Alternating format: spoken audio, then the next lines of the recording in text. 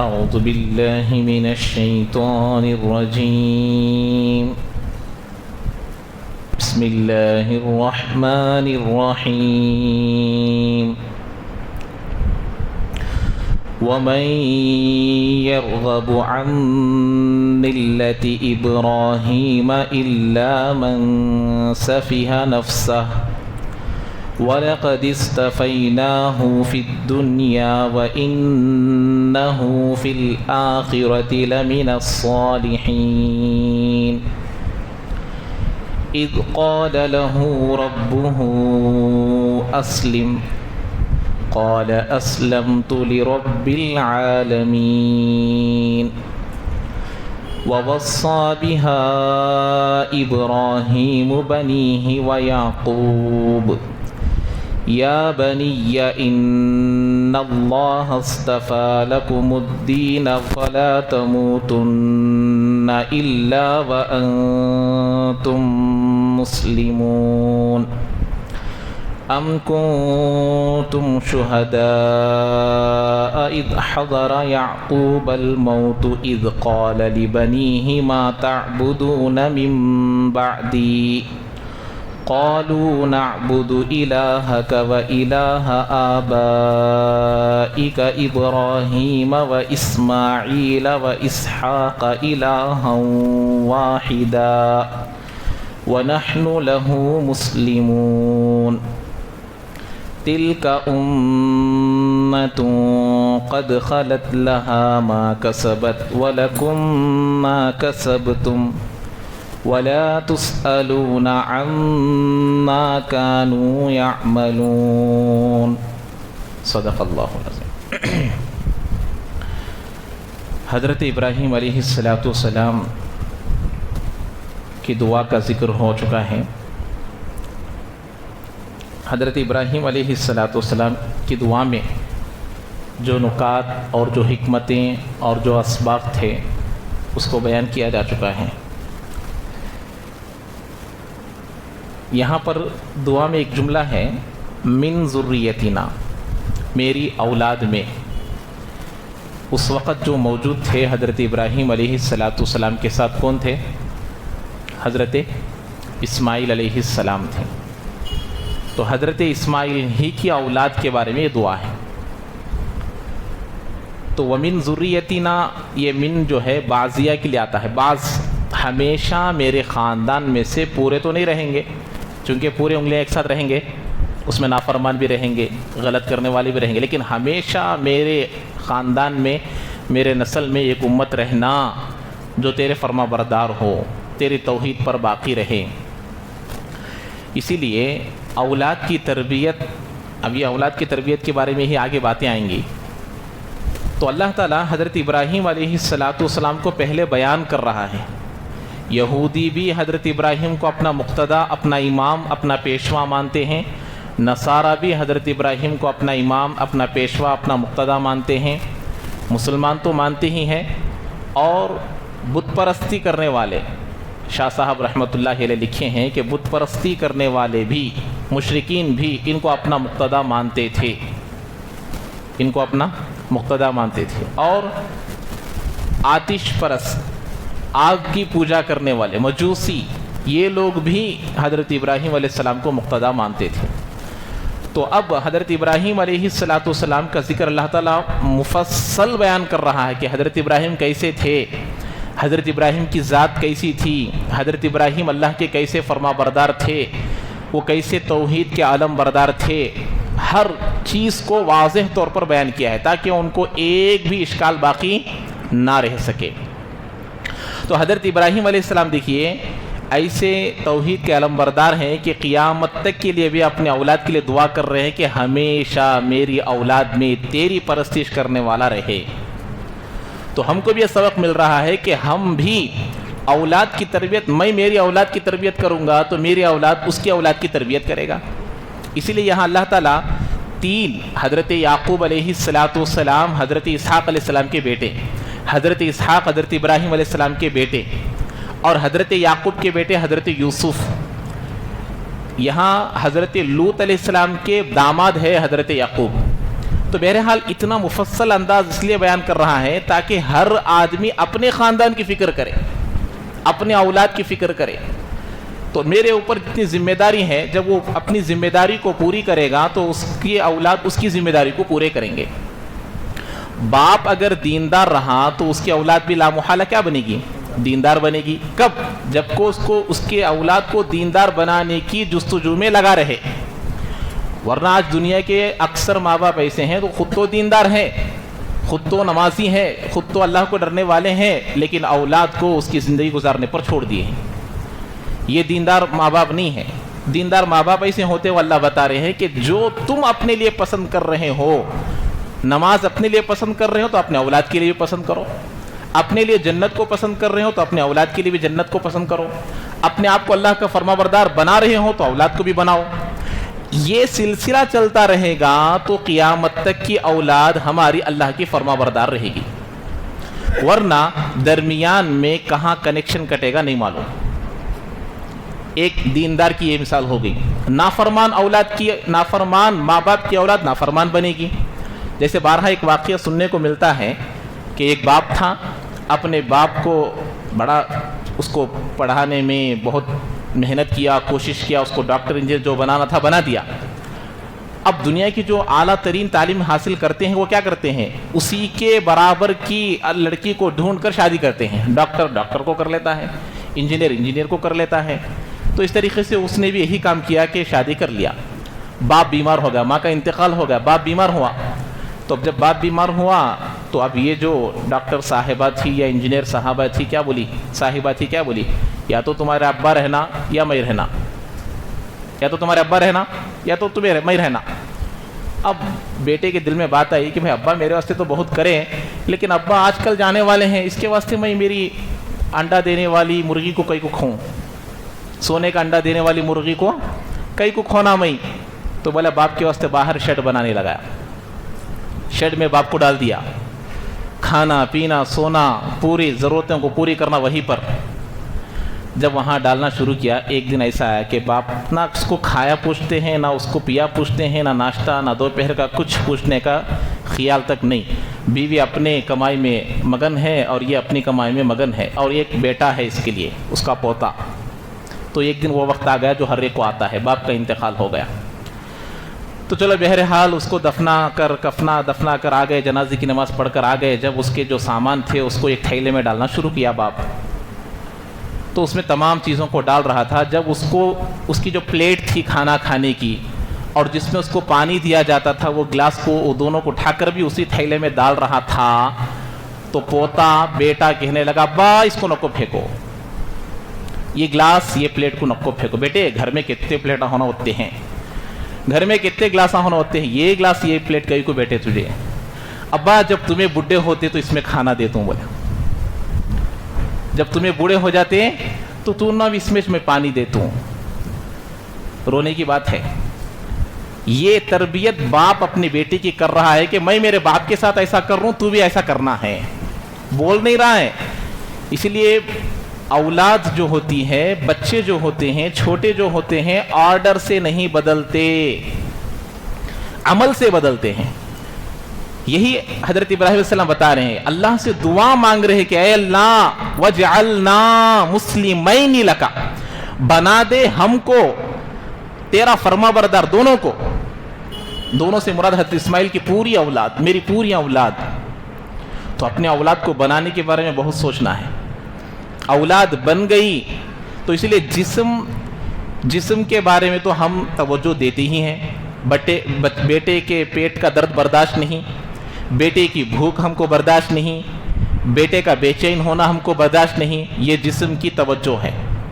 ایسے ہی بیٹے کی روحانی فکر بھی کرنا ہر باپ ہر ماں کی ذمہ داری ہے، جس سے آج اکثر و بیشتر پوری دنیا غافل ہے الا ماشاء اللہ. تو یہی بات یہاں بتا رہے کہ حضرت ابراہیم نے دعا کی کہ اے اللہ تیرا فرما بردار ہم کو بنا دے، میرے خاندان کو بھی اس میں بنا دے. اور اس کے بعد اللہ نے جب ایک امت کو مانگا کہ میرے بعد ایک امت آنا ہے، اس میں فرما بردار آنا ہے، تو وہ امت ناقص ہے جس کا کوئی مقتدا نہ ہو، جس کا کوئی لیڈر نہ ہو، جس کا کوئی قائد نہ ہو، تو فوراً اللہ نے، حضرت ابراہیم نے اس جماعت کے لیے ایک قائد کو بھی مانگ لیا، اور وہ قائد میرا اور آپ کے آقا جناب محمد رسول اللہ صلی اللہ علیہ وسلم ہے۔ ربنا وابعث فیہم، انہی میں جس کے ساتھ دعا کر رہا ہوں حضرت اسماعیل ہے میرا بیٹا، اسی کے خاندان میں ایک مقتدا ہے، تو کون؟ میرے نبی، اللہ کے نبی علیہ الصلوۃ والسلام۔ اب دیکھیے 4 باتوں کو کل بتایا تھا، اس گزشتہ بار بتایا تھا، 4 کام کریں گے نبی۔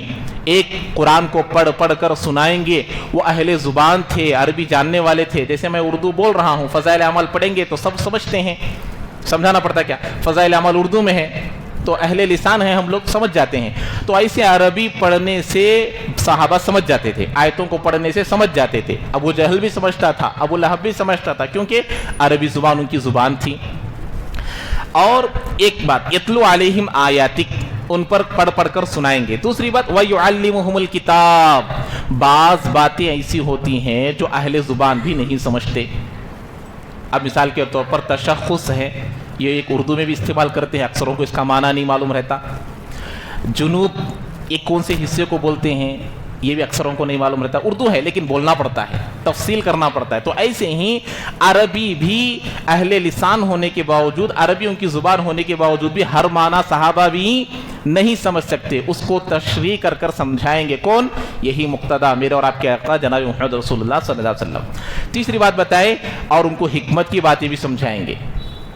قرآن میں آیا، اللہ تعالیٰ نے فرمایا، یؤتی الحکمت من یشاء، اللہ تعالیٰ حکمت جس کو چاہے دیتا ہے۔ ومن یؤتی الحکمت فقد اوتی خیرا کثیرا، اور جس کو حکمت دی گئی اس کو خیر کا دروازہ کھول دیا گیا، اس کو خیر ہی خیر ملا۔ یہاں اصل میں اس کے بعد دیکھیں، وَيُزَكِّيهِمْ، اور ان کو پاک کریں گے، نکھاریں گے، چمکائیں گے، اللہ کے ڈر سے، اللہ کے خوف سے، تقوی سے، پرہیزگاری سے، یہ تمام چیزوں سے نبی کیا کریں گے؟ ان کو نکھاریں گے۔ ان کی پہلا بیاچ، نبی کا پہلا بیاچ صحابہ ہے، دیکھ لو، بولتے ہیں نا یہ کالج کا پہلا بیاچ ہے، رزلٹ دیکھ لو، یہ دوسرا بیاچ ہے، رزلٹ دیکھ لو، تیسرا بیاچ ہے، رزلٹ دیکھ لو۔ نبی کا پہلا بیاچ کون سا ہے؟ صحابہ کا۔ یہ چاروں چیزیں پائی جاتی ہیں، صداقت، عدالت، حیا، تمام چیزیں اتم پورے طور پر۔ اب اس بیچ کو پورے دنیا کے لیے نمونے کے طور پر پیش کیا جا رہا ہے کہ دیکھو ایسے پڑھو، ایسا ایمان لے کر آؤ، ایسی نماز لے کر آؤ۔ تو نبی یہ 4 چیزوں کو بتا رہے ہیں، قیامت تک کے لیے یہی 4 چیزیں، پہلے قرآن کو پڑھنا ہے، پھر قرآن کو سمجھنا ہے، جب قرآن کو سمجھے گا حکمت کی باتیں دل میں آئے گی، جب حکمت کی باتیں دل میں آئے گی تو تیرا پورا جسم، تیری پوری روح پاک ہو جائے گی۔ قرآن کو پڑھنا ہے، سمجھنا ہے، پڑھنا بھی ہے، سمجھنا بھی ہے، پھر حکمت کی باتیں دل میں اتریں گی، جب حکمت دل میں اتر گئی، وَيُزَكِّيهِمْ، وہ پاک ہو جائے گا، گناہوں سے پاک، حسد سے پاک، دشمنی سے پاک، نافرمانی سے پاک، بے نمازی سے پاک، ماں باپ کی نافرمانی سے پاک۔ اسی کو پاک کہتے ہیں۔ روزانہ غسل کرنے کا نام پاک نہیں ہے، ہر گناہ سے بچنے کا نام پاکی ہے، ہر گناہ سے دور رہنے کا نام تقوی ہے، ورنہ اس کو لقوہ بولتے ہیں۔ تقوی نہیں ہے تو اس کو کیا بولتے ہیں؟ لقوہ بولتے ہیں۔ ہمارے اندر تقوی لانے کی فکر کرنا چاہیے، نہ کہ دوسری چیز کی۔ بہرحال یہ چیزیں یہاں پر بتائے، اور اس کے بعد اللہ تعالیٰ نے فرمایا، حضرت ابراہیم نے فرمایا تعریف کرنا ہے اللہ کی، شروع میں بھی آخر میں بھی۔ شروع میں ربنا، اے میرے پروردگار، آخر میں کہا انک انت العزیز الحکیم، آپ حکمت والے بھی ہیں اور غالب بھی ہیں۔ آپ کو معلوم کہ اس نبی کو کب لانا ہے، آپ کو معلوم اس امت کو کب لانا ہے، یہ آپ پر فیصلہ ہے۔ اسی لیے دعاؤں میں بھی ہم لوگوں کو یہ دعائیں سکھائی گئی کہ اے اللہ، موت کی تمنا جائز نہیں، موت کی تمنا جائز نہیں، لیکن دعا نے، اللہ کے نبی نے ایسی دعا سکھلائی کہ اے اللہ میرے لیے زندگی اس وقت تک زندہ رکھ جب تک زندہ رہنا میرے حق میں بہتر ہو، جب زندہ رہنا میرے حق میں بہتر نہ ہو تب مجھے موت دے، یہ دعا کر سکتے ہیں، ورنہ موت کی تمنا جائز نہیں ہے۔ جب تک زندہ رہنا میرے لیے بہتر ہے مجھے زندہ رکھ، جب میرے لیے مرنا بہتر ہو تو مجھے کیا دے دے؟ موت دے دے۔ اسی لیے موت تک تیرے علاوہ کسی اور کا محتاج نہ بنا، اس میں بھی آ گیا۔ جب ہم لوگ دوسروں پر بوجھ بن جائیں گے، بتایا نا اتنی ایسی حالت پر بھی لوگ انتقال ہوتے ہیں کہ لوگ انتظار کرتے ہیں کہ بھائی کب جائے گا. وہ حالت سے اللہ سے ہمیشہ پناہ مانگنا ہے، اللہ کی پناہ چاہے، اے اللہ ایسی حالت کبھی بھی مجھے نہ دے. تو اب دیکھیے حضرت ابراہیم کی پوری تفصیل اللہ نے بیان کیا. بتایا نا نصارہ کے سامنے، یہودوں کے سامنے، مشرکین کے سامنے، مسلمانوں کے سامنے اور مجوسی کے سامنے، آتش پرست کے سامنے، سب کے سامنے آ گیا. جو اپنے حضرت ابراہیم کو مقتدی مانتے ہیں سب کے سامنے حضرت ابراہیم کی حقیقت سامنے آ گئی. اب تک حضرت ابراہیم کیسے تھے، امتحانات میں کامیاب ہو گئے، شام سے نکل کر آئے تھے، پوری قربانیاں دے دیے. حدیث اللہ اب آگے بات آئے گی، 90 سال کی عمر میں اولاد دیا، اور جب اللہ کے حضرت ابراہیم کو عمر بڑی ہوئی تھی اسی عمر میں ختنے کا حکم ہوا. اللہ نے حکم دیا، فوری طور پر ختنہ کر لیے. اور آپ لوگوں کو معلوم ہے بچپن میں اس کا درد زیادہ محسوس نہیں ہوتا، جیسے جیسے عمر بڑھنے کے بعد کراتے ہیں تو بہت تکلیفوں کا مشاہدہ کرنا پڑتا ہے. تو بہرحال وہ بھی اس طریقے سے. اب یہاں اللہ یہ فرما رہے ہیں کہ دیکھو اتنا ہونے کے باوجود بھی حضرت ابراہیم کو اپنا مقتدی کہہ کر بھی، حضرت ابراہیم کو اپنا پیشوا مان کر بھی، جو مان کر بھی ان کے راستے پر نہیں چلے گا، ان کی اتباع نہیں کرے گا، جیسے ان کی اتباع کرنا ہے ان کے راستے کو اختیار کرنا ہے نہیں کرے گا. کون نہیں کرے گا؟ اللہ اس کو بتا رہے کون نہیں کرے گا، بے وقوف نہیں کرے گا. نبی کو بھی، ہمارے نبی کو بھی، حضرت محمد صلی اللہ علیہ وسلم کو بھی اپنا نبی مان کر، ہمارے آقا مان کر ان کی اتباع نہیں کرے گا. کون نہیں کرے گا؟ بے وقوف نہیں کرے گا. اللہ وہ جواب دے رہا ہے وَمَن يَرْغَبُ عَن مِلَّةِ إِبْرَاهِيمَ إِلَّا مَن سَفِهَ نَفْسَهُ. کون ہے حضرت ابراہیم کے طریقے سے ہٹے گا، حضرت ابراہیم کے طریقے پر عمل نہیں کرے گا؟ اللہ سوال کر رہے کون؟ إِلَّا مَن سَفِهَ نَفْسَهُ، جو اپنے آپ کو بے وقوف بنائے گا وہی ہٹے گا. تو معلوم ہوا مسلمانوں میں سے بھی جو نبی کے طریقے کو اختیار نہیں کرتے وہ مسلمان بھی بیوقوف ہے. اگر میں نبی کے طریقوں کو چھوڑ رہا ہوں تو میں بیوقوف ہوں، اگر کوئی نبی کے طریقوں کو چھوڑ رہا ہے تو وہ بیوقوف ہے. یہ اللہ کا کہنا ہے کہ حضرت ابراہیم کو مقتدی ماننا کافی نہیں ہے، ان کی اتباع کرنا ہے. ان کا کیا دین تھا؟ وہ موحد تھے، وہ توحید کے علمبردار تھے، وہ اللہ کی عبادت کرنے والے تھے، وہ بت پرستی کرنے والے نہیں تھے، وہ شرک کرنے والے نہیں تھے. یہ اللہ نے فرمایا. اس کے بعد فرمایا اللہ تعالیٰ نے، یہ بہت ضروری بات ہے، حضرت ابراہیم کیسے تھے؟ وَلَقَدِ اسْتَفَيْنَاهُ فِي الدُّنْيَا، ہم نے حضرت ابراہیم کو دنیا میں بھی چن لیا تھا. دنیا میں بھی، دنیا میں نہیں، دنیا میں بھی کا مطلب ہو جاتا ہے اور بھی کہیں چنے ہیں. میں دلی بھی دیکھا ہوں کا مطلب اور کوئی دوسری سٹی بھی دیکھا ہے. تو میں مطلب یہ بھی کیوں آتا ہے؟ اور ایک جملہ بتانے کے لیے آتا ہے. تو اللہ نے کہا ہم نے حضرت وَلَقَدِ اسْتَفَيْنَاهُ فِي الدُّنْيَا، اور ہم نے ان کو دنیا میں بھی چن لیا. اور وَإِنَّهُ فِي الْآخِرَةِ لَمِنَ الصَّالِحِينَ، اور وہ آخرت میں صالحین میں سے ہوں گے. یہ دو سرٹیفکیٹ حضرت ابراہیم کو ایک ساتھ اللہ نے دے دیا.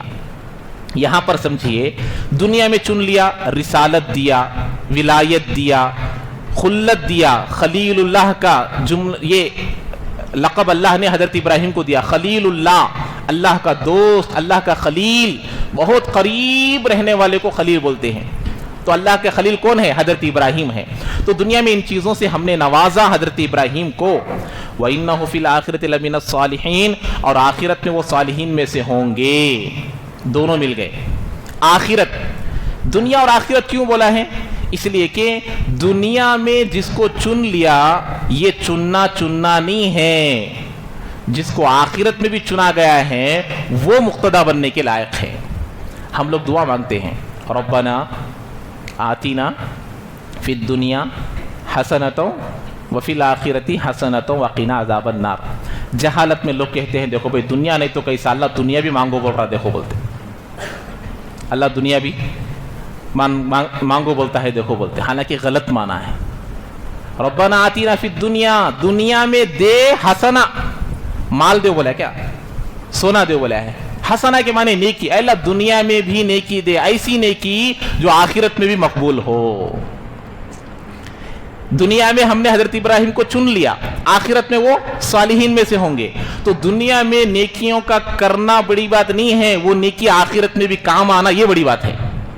ورنہ تو کتنے لوگ ایسے بولے نا، اللہ کے نبی علیہ السلام بولے کل ایک آدمی آئے گا پہاڑوں کے برابر نیکیاں لے کر آئے گا، پہاڑوں کے برابر. اللہ کے نبی علیہ السلام نے پوچھا اتدرون من السائل، ارے اتدرون من المفلس، ارے جانتے ہو غریب کون ہے؟ اللہ کے نبی نے سوال کیا تو صحابہ نے جواب دیا جو ہم اور آپ دیں گے. غریب کون ہوتا ابھی؟ جس کے پاس گھر نہ ہو، گاڑی نہ ہو، کار نہ ہو، یہ سب غریب ہے. جس کے پاس فلیٹ نہ ہو.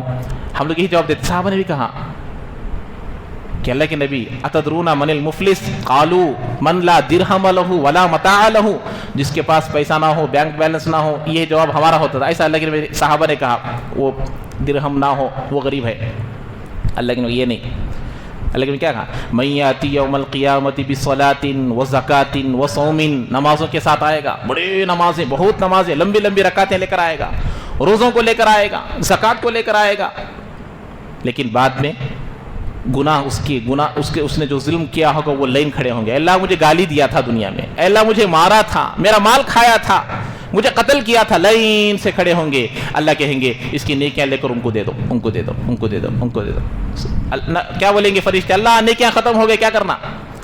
گناہ اس کے ڈال دو، گناہ اس کے ڈال دو. تو اسی لیے یہاں یہ بتایا جا رہا ہے کہ بھائی ربنا آتینا فی الدنیا، دنیا مانگو نہیں بول رہے. دنیا مانگنے کا حکم اللہ نے دیا ہی نہیں. دنیا مقدر ہے، دنیا آتی ہے، دنیا مل کر ہی رہے گی جتنا ملنا ہے، چاہے تم کوشش کرو نہ کرو. آج بھی دنیا اسباب ہے، اسباب کو اختیار کرنا پڑے گا. بس اللہ جتنی دینا ہے دے گا. ورنہ آپ دیکھتے ہوں گے 10 سال سے بہترین چلنے والی دکان اس کے بعد اتنا ٹھپ پڑ گئی کہ چلتی نہیں ہے. ہوا ہی نہیں ہوا ایسے. کتنی دکانیں ایسی ہوئی ہیں، کتنے فیکٹریز ایسے ہوئے ہیں.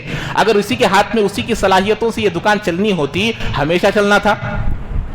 اللہ نے مقدر رکھا کہ بھئی اس کی دکان 10 سال چلنی ہے، اس کے بعد بند ہونا ہے، اس کے بعد کم ہونا ہے. اللہ نے مقدر رکھا ہے، کوشش کرنا ہے بس.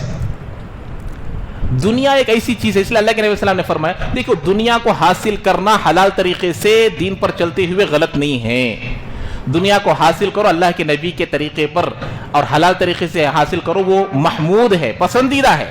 تبھی تو ہم لوگ ایسے مساجد بنا سکتے ہیں، تبھی تو ہم لوگ زکوٰۃ دے سکتے ہیں. مال کو حاصل کرنے کے طریقے سے حاصل کرنا عبادت ہے. ایک یاد رکھ لیجیے، مال کو حاصل کرنے کے طریقے سے حاصل کرنا عبادت ہے. تبھی تو اللہ کے نبی نے فرمایا جب بندہ نکاح کر لیتا ہے تو کماتا ہے تو دگنا ثواب. کیوں؟ بیوی کا حق بھی ادا کرنا ہے. کیسے ادا کرے گا؟ کمائے گا تو کرے گا نا، کمائے گا تو کرے گا.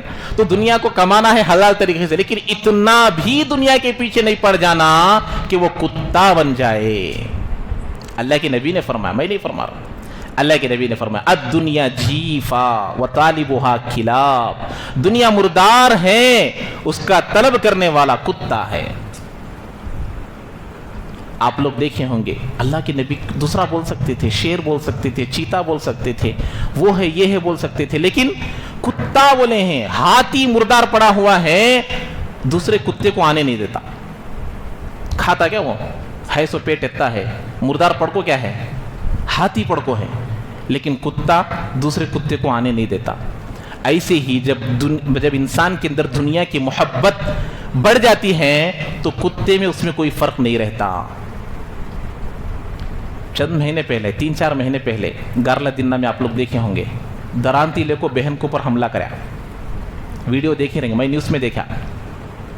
درانتی لے کو بہن کو پر حملہ کرتا ہے. کتنے کلومیٹر یہاں سے؟ 10-12 کلومیٹر دور میں. کیا مسئلہ بولے تو آستی کا مسئلہ، پراپرٹی کا مسئلہ. یہی ہے کتا. جب وہ کتا بن جاتا ہے تو اپنی ہی ذات کے دوسرے کو آنے نہیں دیتا. تو جب بندے کے اندر کتے کی صفت آ جاتی تو بہن کو بھی نہیں چھوڑتا، باپ کو بھی نہیں چھوڑتا. باپ کو مارے ہوئے لوگ ہیں، قتل کیے ہوئے لوگ ہیں. تو وہ بتائے تو دنیا سے دنیا مراد نہیں. اللہ دنیا میں ایسی نیکی دے جو آخرت میں بھی مقبول ہو. ربنا آتینا فی الدنیا حسنہ وفی الآخرۃ حسنہ، یہ دعا ہے. تو اللہ نے دونوں سرٹیفکیٹ حضرت ابراہیم کو دے دیا کہ جیسے دنیا میں حضرت ابراہیم مقبول ہیں، آخرت میں اس سے بھی بلند بلند بلند ان کو درجے ملنے والے ہیں، ان کو مقام ملنے والا ہے. وہ خلیل اللہ ہے، وَإِنَّهُ فِي الْآخِرَةِ لَمِنَ الصَّالِحِينَ. اچھا، اتنا بڑا مقام، اتنا بڑا مرتبہ، آخرت میں بھی بڑے، دنیا میں بھی بڑے، کیوں؟ ذات سے ملتا. کیا کہا تھا نا، گزشتہ بار آیت آئی تھی، اگر آپ ان لوگوں کی ہے نا، قل وَلَئِنِ اتَّبَعْتَ أَهْوَاءَهُمْ وَلَئِنِ اتَّبَعْتَ اے نبی جی، اللہ مخاطب، نبی مخاطب، آپ بھی اگر ان کی خواہشات کی اتباع کریں گے، یہ فرض محال ہے. جیسے اللہ نے فرمایا مشرکین جنت میں نہیں جائیں گے، حَتَّى يَلِجَ الْجَمَلُ فِي سَمِّ الْخِيَاطِ، مشرکین جنت میں نہیں جا سکتے، شرک کرنے والے جنت میں نہیں جا سکتے، جیسا کہ سوئی کے سوراخ میں اونٹ نہیں جا سکتا. جب تک سوئی کے سوراخ میں کون نہیں جا سکتا؟ اونٹ جا سکتا کیا بھائی؟ داغا اس کے اندر ڈالنا مشکل ہے، اونٹ کہاں سے جائے گا؟ تو اللہ مثال سے فرما رہے ہیں جیسے یہ مثال ناممکن ہے، ایسے ہی مشرک جنت میں جانا محال ہے، ناممکن ہے. تو اللہ تعالیٰ فرض محال کو بتائے، نبی بھی فرض محال، جیسے اونٹ کا سوراخ میں گھسنا ناممکن ہے، ایسے ہی اللہ کے نبی کا نافرمان بننا ناممکن ہے. اگر آپ بھی کریں گے تو اللہ آپ کا بھی مددگار نہیں رہے گا. تو ذات سے کسی کا مرتبہ نہیں ہے، ذات سے کسی کا مرتبہ نہیں ہوتا. حضرت نوح علیہ السلام نے اللہ سے دعا کی، ان ابنی من اہلی، اے اللہ یہ میرا بیٹا ہے، یہ میری بات نہیں مان رہا، یہ میرے ساتھ کشتی میں آ گیا تو میرے ساتھ کہاں جاتا؟ جنت میں جاتا، اور میرا وہ بیٹا ہے، میرا خون ہے، میرا جگر کا ٹکڑا ہے. ان ابنی من اہلی، میرے خاندان ہے، میرے خاندان کا ٹکڑا ہے، اے اللہ بچا لے. تو اللہ نے کیا کہا؟ یا نوح انہ لیس من اہلک، وہ آپ کے خاندان کا نہیں ہے. انہ عمل غیر صالح، اس کا عمل اچھا نہیں ہے، وہ آپ کا خاندان نہیں، چھوڑ دیجئے. تو معلوم ہوا مقام و مرتبہ اللہ کے پاس ذات سے نہیں ملتا، اعمال سے ملتا ہے، اعمال سے ملتا ہے. مقام و مرتبہ ذات سے نہیں ملتا، خاندان سے نہیں ملتا، میں سید ہوں، میں شیخ ہوں، میں وہ ہوں، میں فلاں ہوں، میں یہ ہوں، نہیں. اللہ کے پاس اعمال، اللہ کے پاس اعمال، وہ بتا رہے ہیں. تو اللہ تعالیٰ اتنا بڑا مقام و مرتبہ حضرت ابراہیم کو کیوں دیا، اس کو بیان کر رہے ہیں. کیا ایسے ہی دے دیا؟ ایسے ہی دے نہیں، کیوں دیے؟ اذ قال له ربه اسلم، جب اللہ نے کہا حضرت ابراہیم علیہ السلام کو اسلم، سر تسلیم خم، اپنے سر کو جھکانا، مان لینا. مسلمان ہے نا، یہ مسلمان جو لفظ ہے، یہ مسلمان جو لفظ ہے اس کا مطلب ہے جھک جانا، مان لینا. تو اللہ نے حضرت ابراہیم کو کہا مان لو، سر جھکا لے، فرما بردار بن جا. تو کیا پہلے سے فرما بردار نہیں تھے؟ فرما بردار تھے، فرما بردار پہلے سے ہی تھے، لیکن بتانا چاہ رہے ہیں کہ اللہ تعالیٰ جب ان کو کہا تو کیا کہا؟ اذ قال له ربه اسلم، تم فرما بردار بن جا. قال اسلمت لرب العالمین، تو کہا میں مان لیا، میں فرما بردار بن گیا، میں سر کو جھکا دیا، میں سر تسلیم خم کر دیا. کس کے لیے؟ تمام جہانوں کے پروردگار کے سامنے. نبیوں کے جملے ہی جملے ہوتے ہیں، اللہ کے جملے ہی جملے ہوتے ہیں. یہ اللہ کا جملہ ہے. وہاں اللہ نہیں کہا، رحمان نہیں کہا، ستار نہیں کہا، غفار نہیں کہا، کیا بولے؟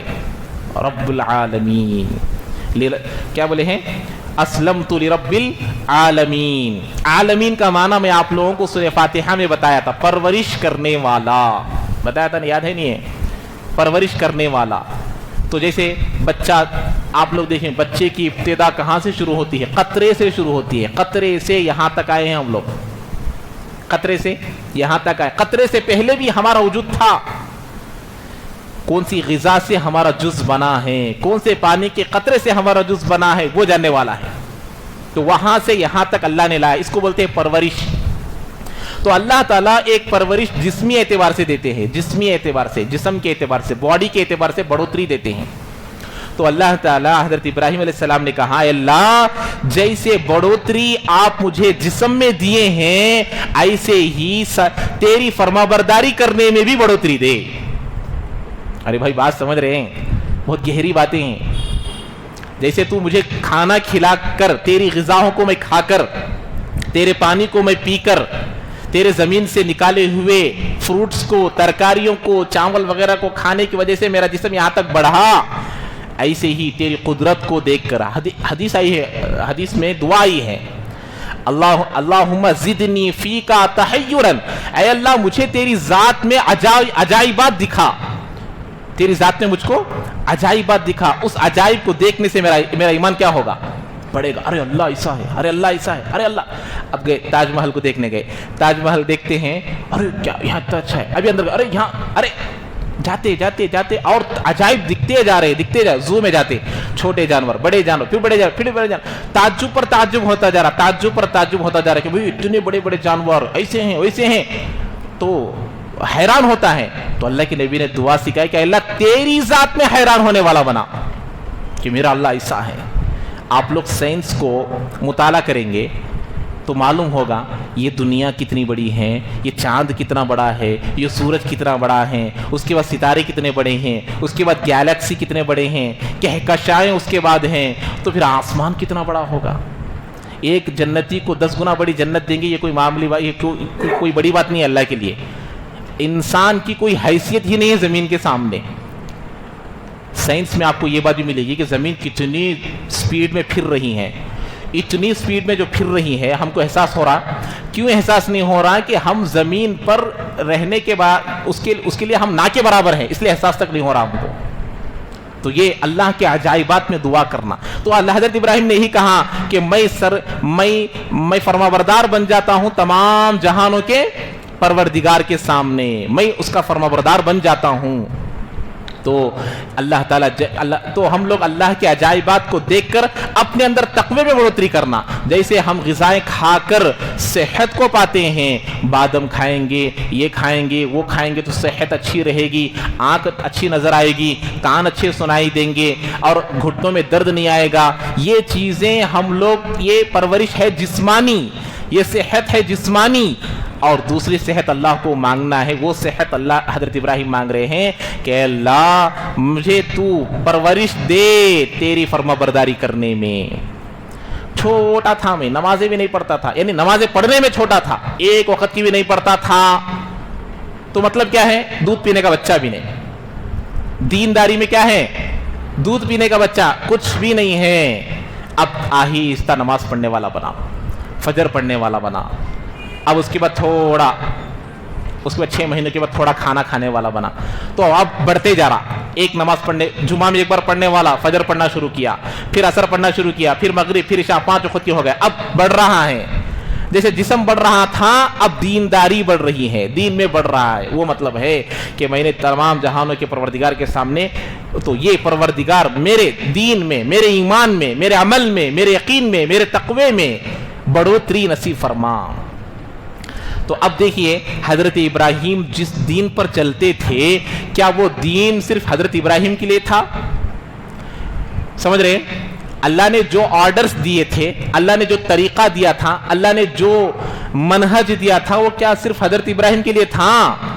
مشرکین کو پوچھ رہے ہیں، یہودوں کو پوچھ رہے ہیں، نصارہ کو پوچھ رہے ہیں اللہ تعالیٰ۔ وہ کہہ رہے تھے نا کہ ہم مرنے کے وقت میں ہمارے ابا حضرت یعقوب، ہمارے ابا حضرت اسحاق، ہمارے ابا حضرت ابراہیم نے ہم کو یہ وصیت کی تھی کہ تم یہودی ہی رہو۔ یہ کون بولتے تھے؟ یہودی بولتے تھے۔ نصارہ بولتے تھے ہم کو ہمارے ابا، ہمارے دادا، ہمارے پردادا نے یہ وصیت کی مرنے کے وقت میں کہ ہم نصارہ رہیں۔ ان دونوں کا دیکھ کر مشرکین کہتے تھے کہ ہم کو مشرک بن کر رہنے کے لیے کہا۔ تو اب اللہ اس کا جواب دے رہے ہیں، وَوَصَّى بِهَا إِبْرَاهِيمُ بَنِيهِ وَيَعْقُوبُ، وصیت کی۔ وصیت کس کو بولتے ہیں؟ اب میں جو باتیں بول رہا ہوں اس کو وصیت نہیں بولتے۔ آدمی رخصت ہو رہا ہے، کہیں جا رہا ہے، کئی دنیا سے رخصت ہو رہا ہے، رخصت کرنے والا جو بات کہہ کر جاتا ہے اس کو وصیت بولتے ہیں۔ ابھی جو ہم باتیں کر رہے ہیں اس کو نصیحت بولتے ہیں، وعظ بولتے ہیں۔ تو رخصت کرنے والا کیا کرتا ہے؟ وصیت کرتا ہے۔ تو انہوں نے وصیت کی، وصیت کا لفظ اللہ نے استعمال کیا۔